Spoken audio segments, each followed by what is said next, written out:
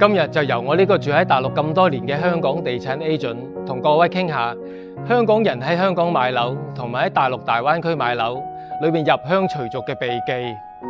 香港樓層或者棟數基本上已經避開咗4、14同埋24，但係喺大灣區反而冇避忌喎。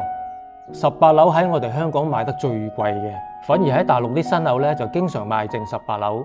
聽講話係嗰啲宗教上嘅原因。香港買家可以話百無禁忌嘅，咁但係將來放售都要考慮將來買家嘅睇法。第二，腰線層喺香港就唔係好興腰線層嘅，反而大陸好興。有得揀就盡量唔好揀啦，上邊就頂住你採光，喺下邊就容易積垃圾。第三，朝向完全朝北嘅樓最好唔好揀啦。首先，朝南嘅樓最好噶啦，採光最好。東南、西南次選，最唔好就係完全朝北噶啦，因為我哋大灣區喺北半球嘅緯度，無論春夏秋冬，完全朝北嘅樓日照都係最差，住落最唔舒服噶啦。第四，能夠買3房唔好買2房，因為二手市場2房需求低，難放售。能夠買2個廁所嘅就唔好揀1個廁所嘅，因為住落唔方便，到時你就知啦。第五，最後喺大陸大灣區買樓有5種配套嘅先後次序要搞清楚。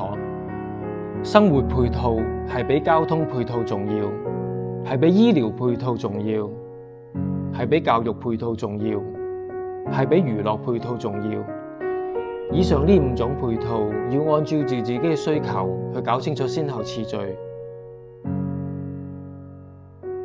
身後就係珠海其中一個高檔地段金灣區嘅中心點金灣航空新城，係由新加坡規劃之父殿堂級建築師劉泰格先生操刀嘅。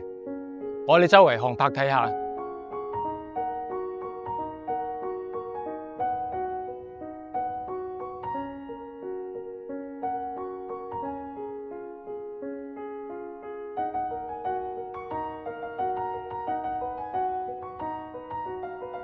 喺剛才珠海中心點金灣華發商都行4分鐘都唔使，就會到呢個屋苑㗎喇。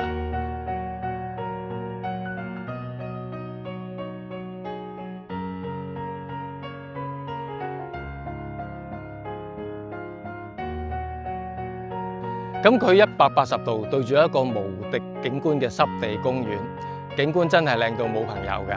攝影師用航拍帶你周圍睇下，睇完我哋再上樓睇。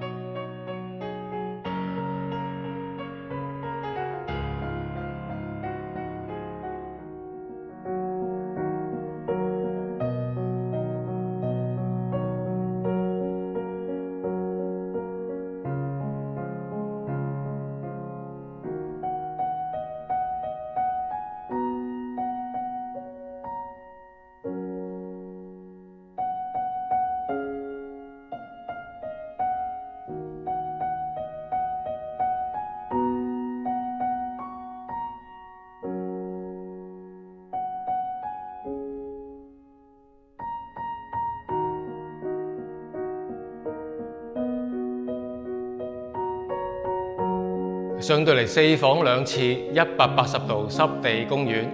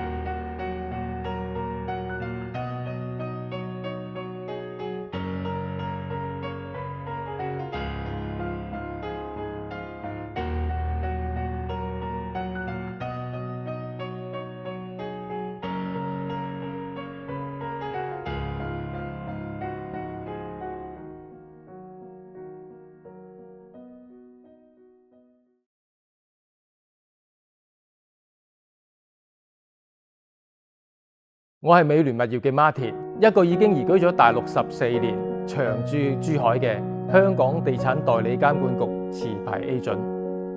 如果你哋需要更加多大灣區物業嘅資訊呢，請加我屏幕下邊嘅 WhatsApp 啦。